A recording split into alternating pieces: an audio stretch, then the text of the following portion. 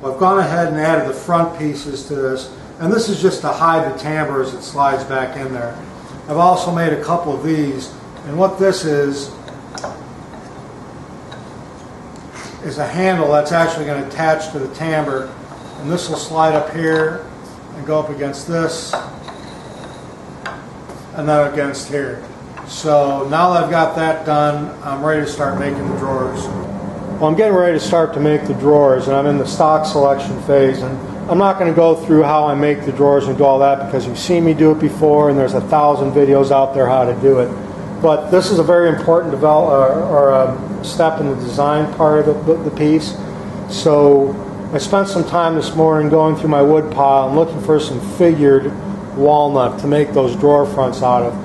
What this window here represents in this piece of cardboard is 1/2 of the drawer bank of the hutch. In other words, one side of it. And I found some nice figured walnut here.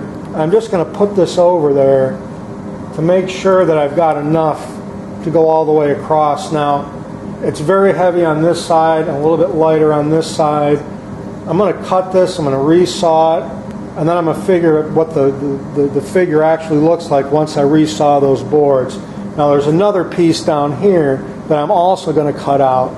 And this is the other piece right here. Again, this has got a nice figure to it. But there's still some straight grain up here. So I'm going to cut this piece out and the piece on the other end. While I've got the machine set up, I might as well do it. And figure out which one looks best, or maybe a combination of both. But let me do that, and I'll show you what I've got when I'm done with it.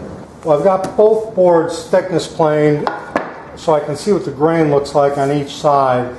And I spent another half hour looking at this. No matter what I do on this piece right here, I still get a lot of regular grain, which is still very nice looking, but I still get a lot of regular grain up here. And on both pieces, I've got the beginnings of a knot. So that's where the crotch burl, or the crotch figure comes from. So again, no matter what I do, if I'm taking out most of this knot here, I'm still getting too much on here on this piece. So I spent the bulk of my time looking at this piece, and this has just got some beautiful, beautiful figure right here in the corner. But again, I've got this notch part here. So what I've done is I took a look at it, and instead of just looking at it like this, if I tilt this like that, I can cut out that part of the knot there and still have all this. And when I cut this, obviously I'm going to resaw it. I'm going to get it down to 3/8 of an inch, and then I'm going to flip it like this so this pattern will radiate from the center going out. And there's just a very small amount of unfigured grain right here. I think this is going to be beautiful once the drawers are made. So I'm going to go ahead and resaw this now and get it down to thickness. Well, here's the grain pattern that I've laid out. Right now they're spread apart because there's going to be a 3/8 inch divider between each of the shelves where the drawers are, and about 3/4 inch between the two. Actually, 1.5 inches between the two, excuse me. So it'll be about like that. These are going to look real nice. There's going to be some additional material cut off the ends of these. Probably about that much right there. So all you'll see is this right here, and it kind of radiates from the bottom and goes out. It's a very pleasing look. On the front of these pieces, on front of the drawer faces, I'm going to be putting an inlay. I don't have any special inlay tools, so all I did was get a 1/16 of an inch router bit, and I'm going to be making some 1/16 inch stock, and that's going to go into the inlays. So the first thing I need to do is I'm going to take this piece of 3/8 inch stock, flush it up against the side, and on the ends, I've got a white pencil now so I can see things a little bit more clearly, and mark where those inlays are going to go. Well, I've got all the pieces clamped up on my table here, and what I've got is one of my small routers, plunge router, the 1/16 inch bit set 3/8 of an inch away from this fence right here. I put this auxiliary fence on here just to give me more purchase when I start this side and exit this side. Otherwise the guide on this isn't long enough and it would tip in. So this is how I have it clamped up. It's pretty darn secure. I feel pretty good about this. So let's just get to it.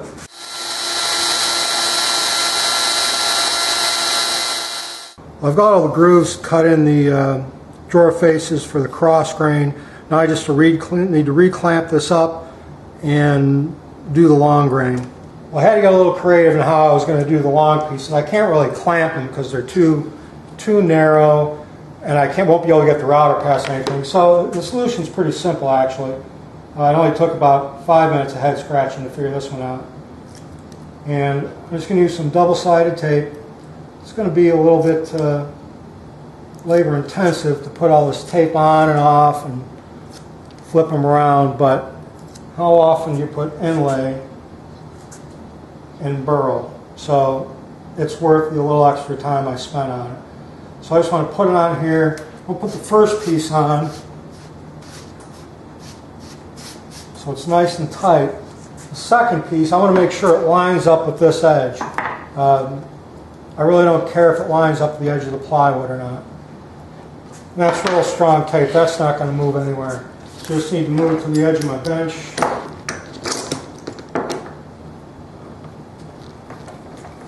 Clamp it down.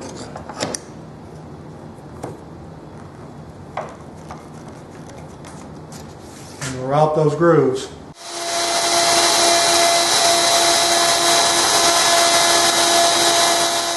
Alright, now all I got to do is pick these up, spin them around, put more tape on them, and do this all over again. Well, that's the last of them. I'm just going to get a chisel, I'm going to clean up some of these corners, and then I'm going to make the inlay that's going to go in there. This is a piece right off the table saw, and this is a nice, snug friction fit in here. Alright, there we go. I just need to make, I don't know, 8 or 9 of those. I've got more than enough materials. I did this on the last time I did inlay, and this is a coffee table I built that had some inlay around the edge. And I used brown glue or high glue for this, and it worked really well. It was really easy to clean up. I really liked it. So that's what I'm going to do here. Just got to keep it hot, so that's why it's in a pot there. Now I've got the first piece in, I just need to keep going all the way around. I'm only going to do the long grain ones first. Then when I get those in, then I'm going to trim them down to the surface, then put the pieces that go in the cross grain.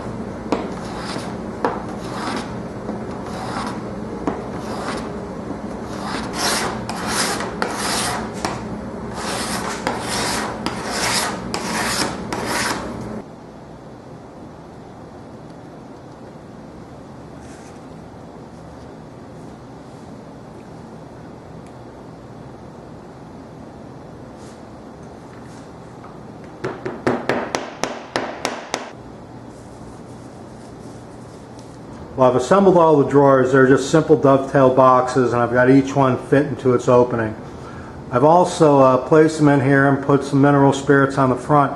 I really wanted to show you how that highly figured walnut looks when they're in there, and it's beautiful. So now that I've got that done, I just need to start working on the architectural details for the front of the cabinet.